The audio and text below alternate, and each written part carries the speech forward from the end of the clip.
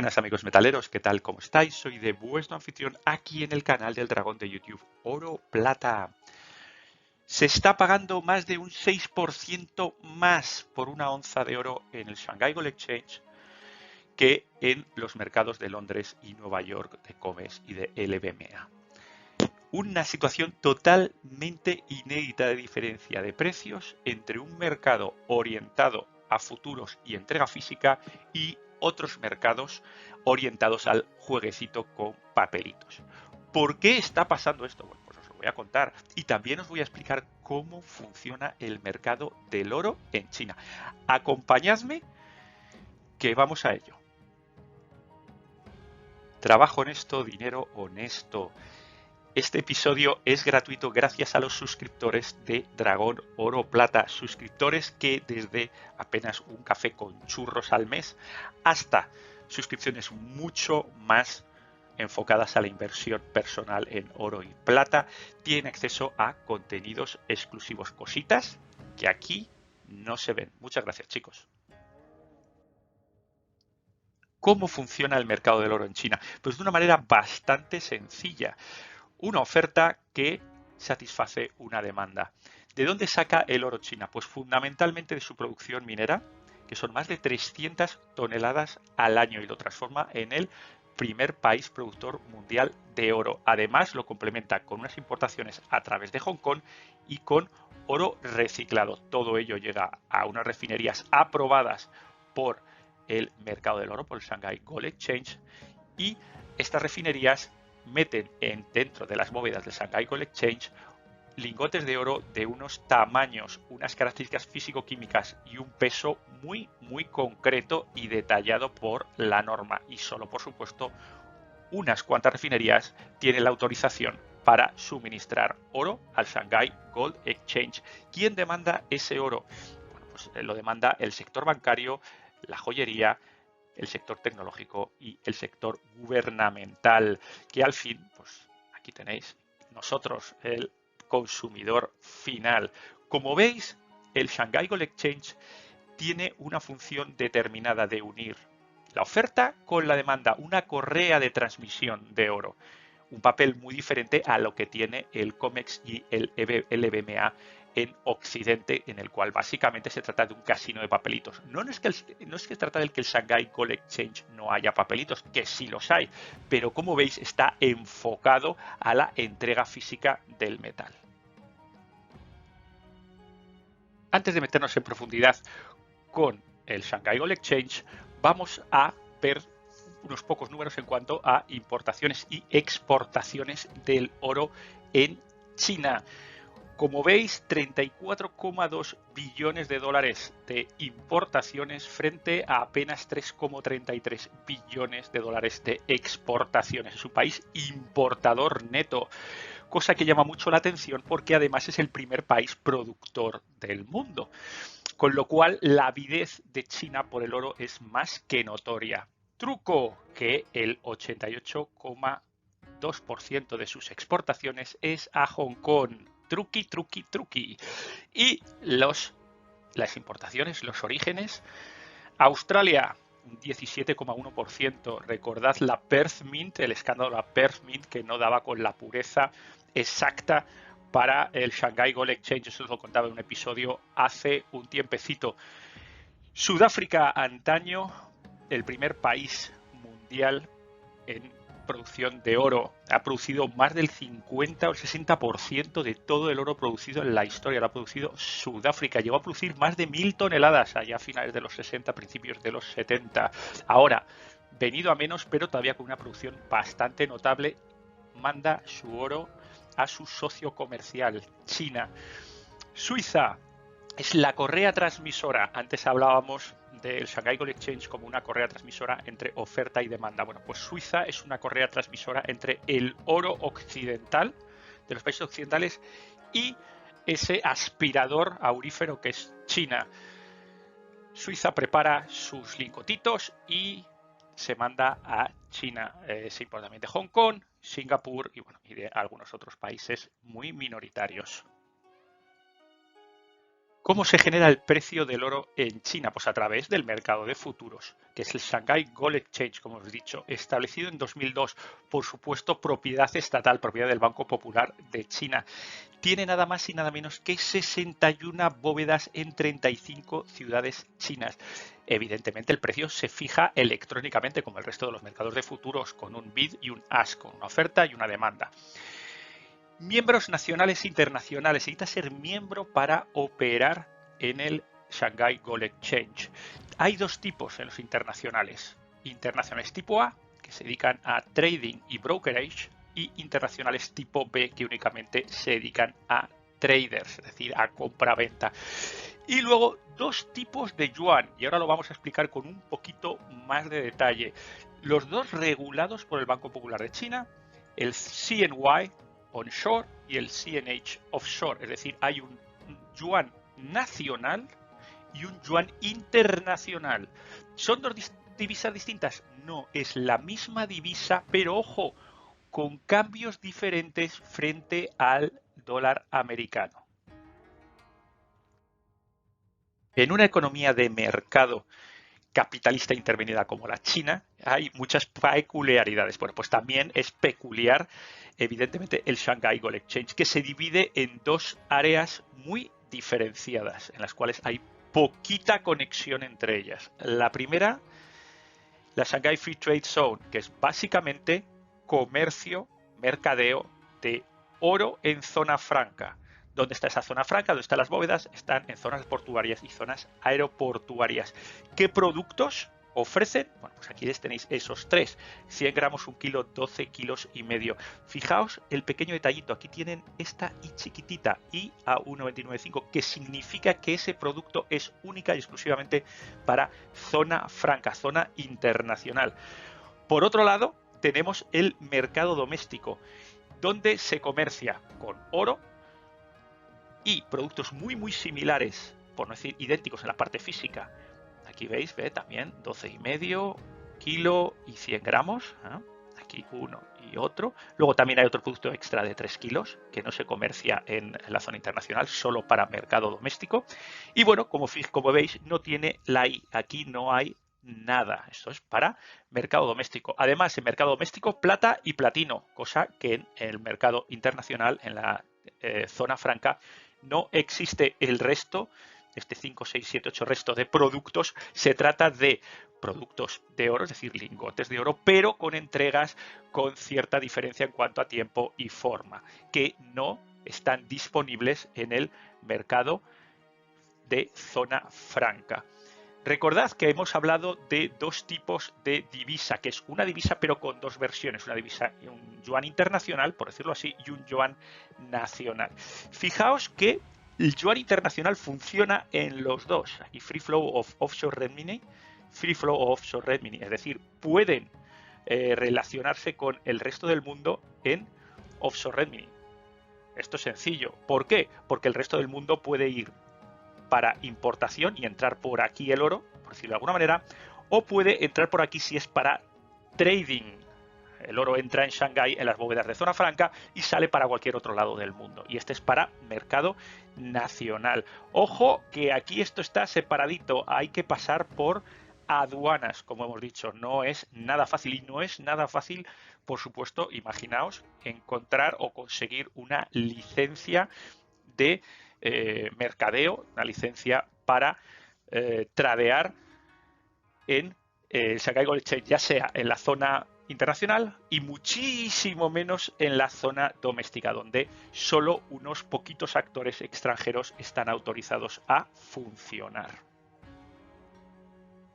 Como os podréis imaginar, dos mercados, dos precios, y así es, y así es.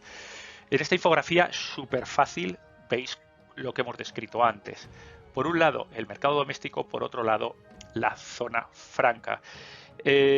Para meter lo que sea aquí necesitas tu licencia del Banco Central Popular de China, del People Bank of China. Y bueno, para aquí también necesitas tu licencia, lógicamente, pero no está restringido tu mercado. Estas son las conexiones del resto del mundo. decir, por ejemplo, un lingote sudafricano puede o bien entrar directamente en China a través de un operador con licencia y que, por supuesto, cumpla la normativa que hemos hablado de tamaño, pureza, etcétera, del Shanghai Gold Exchange, o directamente quedarse en la zona aeroportuaria y luego ser enviado a otro lado, a Suiza, por ejemplo, o donde sea. Dos precios, evidentemente dos precios. Aquí tenemos el precio que ha marcado esta semana, 447,3 yuan en Shanghái, el I, fijaos, donde aquí tenemos el IAU, recordad la I chiquitita que tenía, es el precio amarillo, este es el precio internacional. Y este es el precio nacional, 473,8 yuanes, una diferencia muy significativa entre estos dos precios, entre un precio internacional que es común o muy común al precio de cierres spot de Londres o cierre spot de COMEX, y por otro lado un precio de demanda interna, de consumo interno. Se nos ha ido un poquito de las manos, algo que, bueno, siempre hay una pequeña diferencia entre los dos. Aquí veis, siempre puede haber pequeñas diferencias donde normalmente el precio interior es superior al precio internacional. ¿Qué está pasando entonces? ¿Es esto normal? Bueno, es normal que haya ciertas diferencias entre uno y otro. Aquí veis, bueno, en este caso la comparación es entre precio spot Londres y el Shanghái interno. Siempre hay algunas pequeñas diferencias que al fin y al cabo se terminan corrigiendo, como aquí, ¿de acuerdo? Pero desde mayo del 2023, desde aproximadamente por aquí, esto empieza a moverse en sentidos algo distintos y siempre se parece, o por lo menos siempre desde mayo de 2023, que esta diferencia se mantiene, no se cierra como en otros casos, como hemos visto antes, como por ejemplo aquí, que hay diferencias, o aquí, que se va cerrando, se van igualando los dos precios. Tal vez se debe a un volumen inusual, pues la verdad es que no. Fijaos el volumen que tenemos ahora mismo, que hemos tenido julio, agosto, septiembre de 2023, no es un volumen escandaloso, es un volumen muy contenidito frente a otros momentos. Aquí, por ejemplo, en enero del 2022, pues picos, tenemos aquí mediados marzo 2019 pico, pero vamos, aquí estamos en una situación muy normal, habitual, con lo cual no se debe a un mayor volumen de negociación.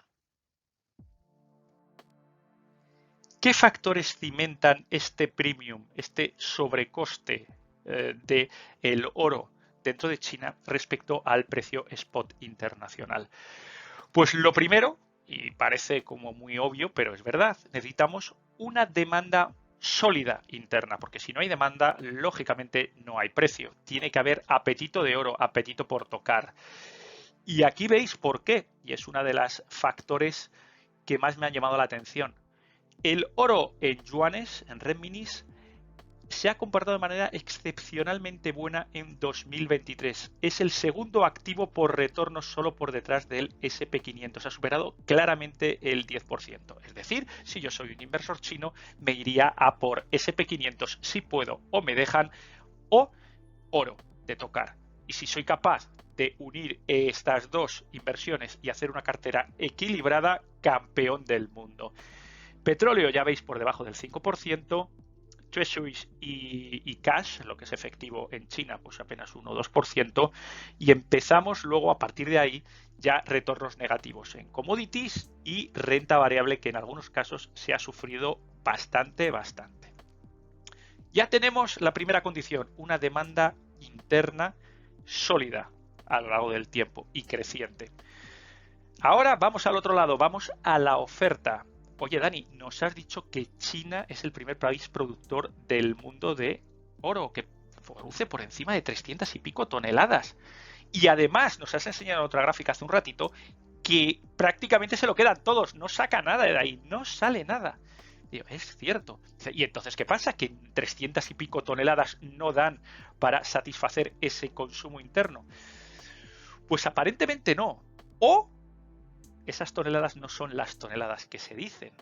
¿Por qué? Pues bueno, ya sabéis que China, la parte de dar información pública macro, etcétera, hay que tomarlo con pincitas, hay que tener cuidado en tomarse demasiado en serio esos números, con lo cual estos 300 y pico toneladas que se declaran al Gold Council, al IMF, pueden ser esas o pueden ser algo menores. Y los costes de producción también pueden ser algo mayores o muy mayores. Ya sabéis, cada uno protege lo suyo.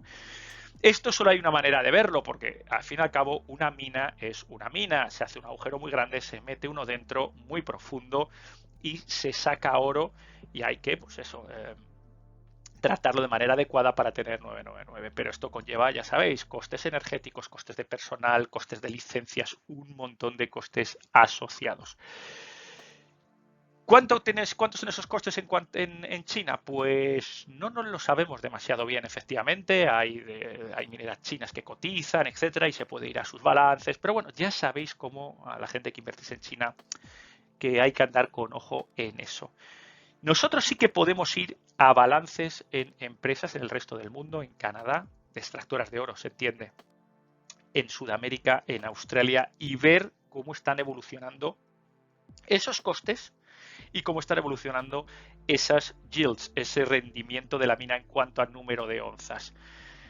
Si os apetece, si creéis que es conveniente, yo os voy a hacer un episodio, me lo dejáis en comentarios por favor si queréis, os hago un episodio al respecto de cómo están funcionando las mineras de oro en el resto del mundo. Que ya os avanzo que he hecho el estudio y hay sorpresitas, hay cositas. Hay cositas que pueden ser muy relevantes para explicar esto.